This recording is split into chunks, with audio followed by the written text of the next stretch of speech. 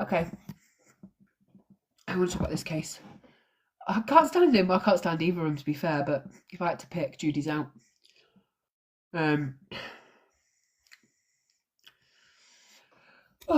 Right. I'm going to do this case first because it's particularly the most hardest case I've even had to look at. And this is a particularly hard case, and I apologise to anyone. I think this case, it's an American case, but it just pushes into focus why we have to protect children. And this story is known in Kansas in America as the little boy who was fed to the pigs by his abusive father. And it's just such a hard case, but it's one that we need to talk about, I think. So this is 7-year-old Adrian Jones. And this is, I'm doing this from an article because I personally couldn't delve too far into this case. The next two cases are on my own, but I'm just doing this from, it's by Dr. Jamie Schwartz. And he says, oh, is that the one I wanted to do first? No, I want to talk about this one actually. I think it was a CNN article I want to read. Oh, this one. It's by 41 Kansas News. So it says, this story contains graphic and disturbing images which have not been seen by the public until now. And it's his grandmother's point of view. So he's known across the metro as the boy who was fed to the pigs. To Judy Conway, Adrian Jones was her grandson. He always told me, thank you, Elaine. Thank you everyone for the gifts for the gift card. He always told me he was going to play football when he was younger, and when he smiled, he lit the whole room up. He just had the most amazing smile. Oh, what's going on there? Thank you, Kirsty. Conway's daughter was married to Adrian's father, Michael Jones. In 2012, the Kansas Department for Children and Families removed the kids from their biological mother and placed them in their father's home. Now, Conway wanted the children. The grandmother wanted the children, but the state told her the kids' father wanted custody and he should just get them because he was biological father. They didn't do any tests, they didn't do any checks, and they certainly didn't check on the children once they went to their father. Today, Conway often wonders how different Adrian's life would have turned out if the children had moved in with her instead. Now, in late 2015, police were called to the home in Kansas City, in Kansas, for a domestic dispute between two adults. When police arrived, this woman here, said, "If you look around my property, you'll find the remains of a 7-year-old little boy." So this is Heather and Mike Jones. This is his biological father, and this is the wicked stepmom. They're both balanced each other, by the way. Officers found Conway's 7-year-old grandson remains in a livestock pen where he had been partially eaten by pigs. He lived at home with 6 siblings, and his killers, his father and stepmother, Mike and Heather, and the children were isolated and under the guise of homeschooling once again. It went through my mind for a while, I'd like to see him put to death, but it doesn't fix anything. It doesn't bring back Adrian. The detectives just said they found his body and that he'd been fed to the pigs, and some of his bones were inside of the pigs. These are the pigs here that the stepmother took many photos of and bought the pigs for this reason. While the Joneses are now behind bars for murdering their son for the rest of their lives, Adrian's story has not been told many times because of how gruesome it is. Thank you everyone so much. While the Joneses are now behind bars for murdering their son, not much is known about what happened in that house. However, there was many photos and videos recovered of abuse from that house. They kept everything on hard drives, and some of those photos are so upsetting to see. I have chosen some of those photos to show you guys tonight because I think truly this case needs to be known. And I do think that sometimes, thank you, Jacqueline, thank you, Only Lily, while we're pushing petitions like we are, I think, like I'll always say this, like, well, it may be difficult to view. Thank you, G. Well, it may be difficult to view. Adrian lived it at 7 years of age by himself. Nobody came. Nobody helped him. Nobody saved him. So I'm going to put some of these photos up now. And like I said, they are truly horrific. But they have been put out in the media. They have been put in the court. And they are truly disturbing. This is Adrian, forced to stand in puddle water up to his neck for days at a time while they filmed him on CCTV, the whole time crying. He at this point was malnourished, in awful, awful state. This was how they kept the little boy most of the time. They kept him strapped to this chair so often that his bones had all bowed out, in the way that he was covered, tied to that chair. He was often forced to stand for hours at a time with his hands above his head. Now, all this was a little boy that looked like this before. This beautiful little boy. Just before he went to live with his father, this is what he looked like. This is what he looked like. I'm only going to leave this photo up because I know how tragic the other photos are. I know how heartbreaking they are. As a mother, looking at them earlier, I was trying to cut around the photos, and I was just literally weeping for him. Like, some of the footage that's been available, which I'm not going to show the videos because I can't, they're truly heartbreaking, of him stood in that, up to that water. He's malnourished, so he's freezing, absolutely freezing in the water, and they've set up a camera on a chair to watch him at all times. Thank you, Jacqueline. So they can watch it back. His grandmother said, "I have lots of sleepless nights." The landlord had no idea she was about to log in and see gruesome evidence. So the landlord, his nan, who's, what's going on? The grandmother, who's also a landlord, so they refer to her as a landlord, I'm not sure why. She had no idea until after Adrian died. She kind of they handed her loads of evidence, and when she downloaded it, she said the images live in her mind forever, and they found it under a file saved called the House of Horrors on the computer. The click of the mouse showed the household under constant surveillance, cameras in every room. Michael and Heather monitored Adrian's every move. They took photographs of his deteriorating health, documented it if they were proud of the torture that they inflicted on him. What should have been a safe place for Adrian, his home, became a prison.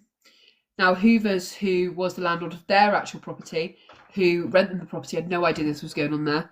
And she said she was absolutely devastated when she saw that this happened, and obviously they'd filmed the whole thing. They were proud of what they were doing. The abuse started with Adrian being forced to stand for hours with his hands in the air, and several photos show the 7-year-old strapped to the table and blindfolded. In one of the videos, an identifiable person cracks open Adrian's face with a broomstick while he's sat on the floor because he's been caught trying to get food from the fridge. With a click of each photo, little by little, Adrian's spirits begin to fade. He transforms from a healthy, happy little boy to one who looks gaunt, malnourished, and a shell of the child he was. Surveillance video shows Adrian's hands and feet handcuffed while he's forced to stay outside. In those videos, he can be seen looking around as if he's being watched, terrified. One shows the child trying to use his mouth to pick up what appears to be a bowl and eating whatever was in it. At that point, his stepmother Heather comes into the video and appears to be lecturing him about eating.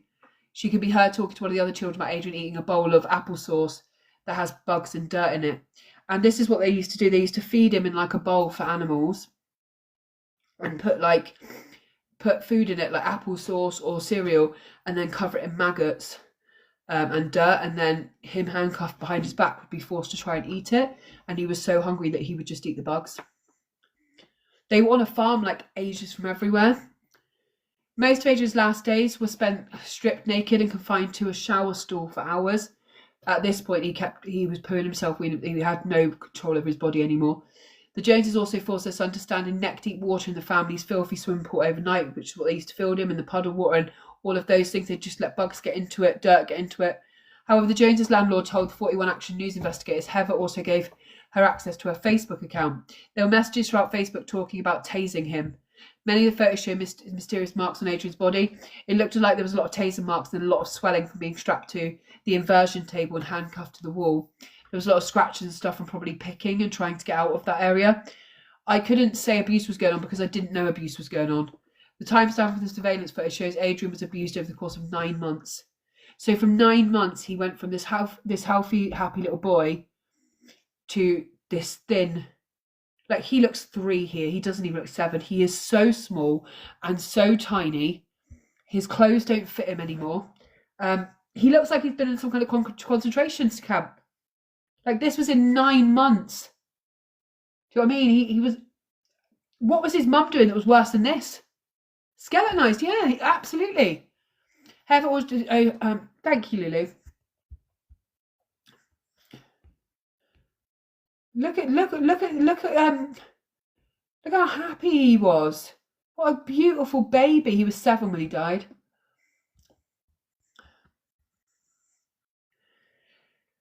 But Heather also documented Adrian's abuse in writing. She uploaded notes about it that date back to 2012. In the last months of Adrian's life, his parents stopped calling him by his name and just started calling him the boy or it.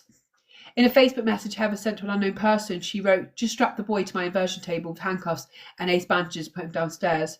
Conway said Michael and Heather wouldn't let her see the kids in the months leading up to Adrian's death. So this is what they were doing as well. I have no idea, Kirsty. Do you know what? One of the things, like the stepmom had this Facebook group with about 10 adults in, and they were posting pictures of the abuse in there, and nobody did nothing. And she was leaving messages like that, like just strapped him to a table, just blind cut, and she would post pictures like this into that group, and they did nothing. Absolutely nothing. And they were saying like, oh, what's he done today? And they were just talking to him, and she did nothing. They did nothing. Mothers and fathers, they've never faced any time. If Conway could have logged into the Jones' iCloud, she would have peeked into her grandson's hellish world. The account was also filled with screenshots of restraints, a straitjacket and other confinement products for sale. Shortly before Adrian died, Conway said he became so weak he could no longer hold himself in the shower where he was being captive. She said Michael and Heather strapped him to the chair and just left him in the shower to die. Tortured by his parents and isolated from the rest of the world, little Adrian died alone in the shower. Conway said that after Adrian died, his parents left her grandson's body in the shower for 2 weeks. Then they went out and bought the pigs. They didn't feed the pigs for a long period of time, for about 10 days, and then they just threw his body out into the middle. Yeah, total. Then they just threw his body out into the middle of the pigs. Along with the photos of Adrian's abuse, Heather also saved pictures of those pigs to the iCloud. The Christmas before Adrian's death stands out in Conway's memory. It was the last time she was allowed to see him. He died 9 months later. I was getting ready to leave him and he wouldn't let go of my leg. I knelt down in front of him and he told me that he loved me and he wanted to go with me, but I told him that I loved him and I would always be there for him and I'd always keep him safe. The last words Conway spoke to her grandson are now a painful reminder of a promise she couldn't keep. I just keep thinking, how many times did he say, "Where's my Nana? When is she going to come and get me?" That really broke my heart because he left this world thinking he was unloved, but he wasn't. He was loved. And this is where I say again about grandparents having they have no power in the courts at all. Like his grandmother wanted him. He knew his grandmother. He'd had a relationship with his grandmother. And while she admits like her daughter shouldn't have had the kids at that time due to her own failings, she wanted them. And why wasn't he given the choice?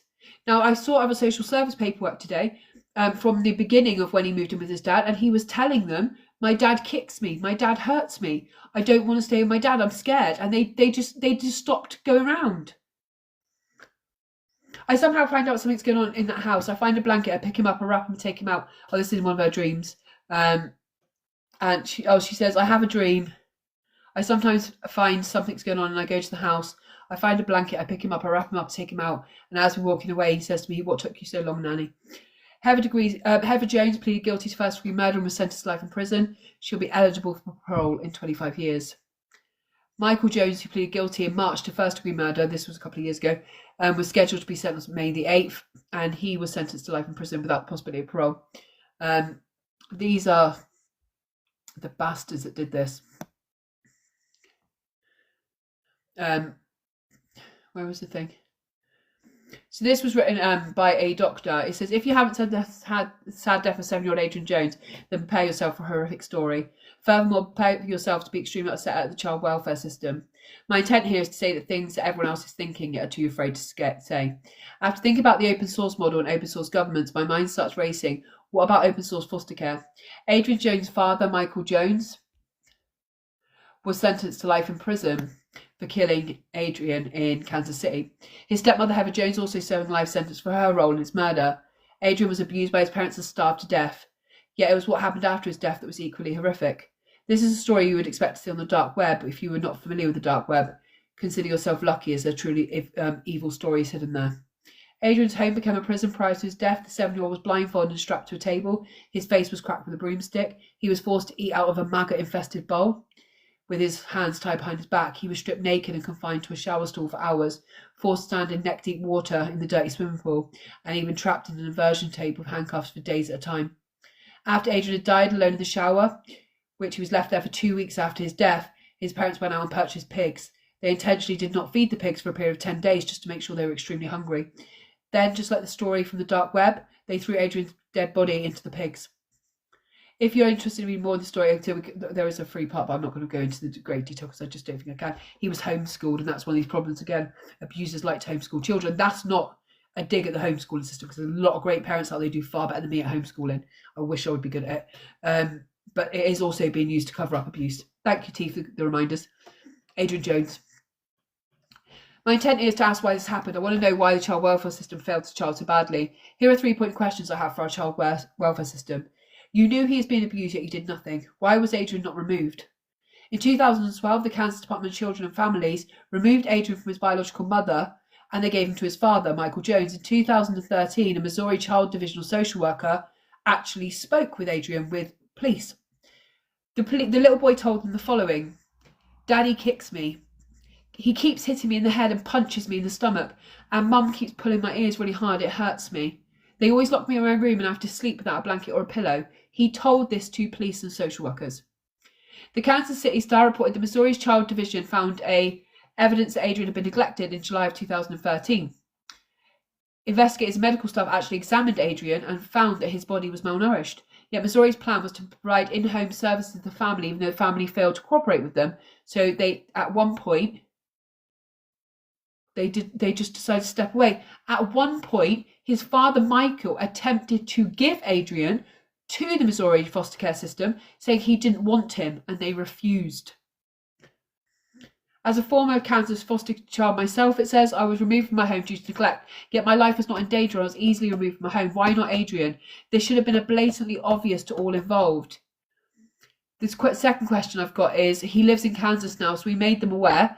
So you allow the abuse to continue because they moved the child out of state.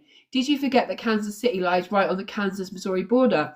The family stopped communicating with the social services, so why didn't you chase us up? Why didn't you do more? Imagine if you and another adult agreed to draw a line. So you both agree? No, that's not important. This is just the last contact they had, social services, was in 2012 with Adrian, and he died in 2013. So he'd already told you. He punches me in the stomach. He hurts me. He kicks me. Why is that not enough to take a child away? His body has injuries. He's saying he's been at her home. He's been forced to sleep on the floor by himself with no blanket, no nothing. Why aren't you doing more?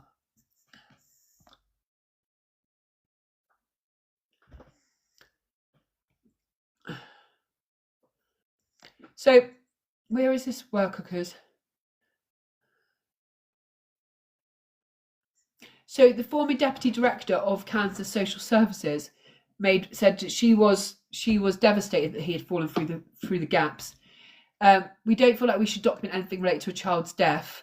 She wanted only to have verbal conversation over the phone. If we took handwritten notes, we were instructed to shred them afterwards. Adrian's parents had an elaborate camera system set up around the home. In fact, it was time-stamped on surveillance footage, showed Adrian was abused over the course of 9 months. They recorded the torture and killing of their son. Additionally, another adult male was living in the home at the time, Willie Flowers, who could be seen on the camera in the home and knew what was going on. Although he did not abuse the little boy, he never got him any help.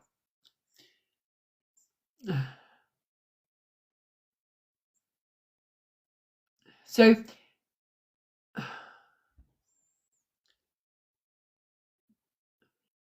this is saying here on the timeline of social services, at one point, Heather, the stepmom, asked her landlord, who was a friend of hers, can you just download these photos off my iCloud and store them on your computer because I haven't got any more room?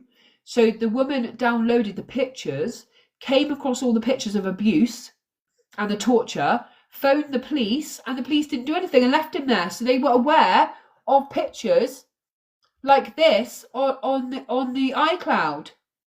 They were aware of pictures like this and pictures like this.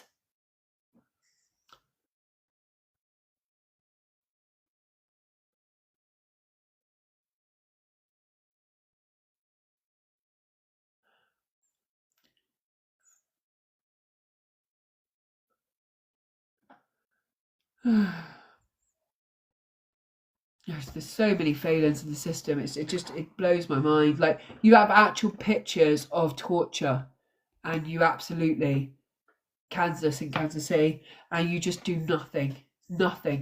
Like, look at him. He could have been saved. You see it in every case, the same failings over and again, the same lack of doing anything.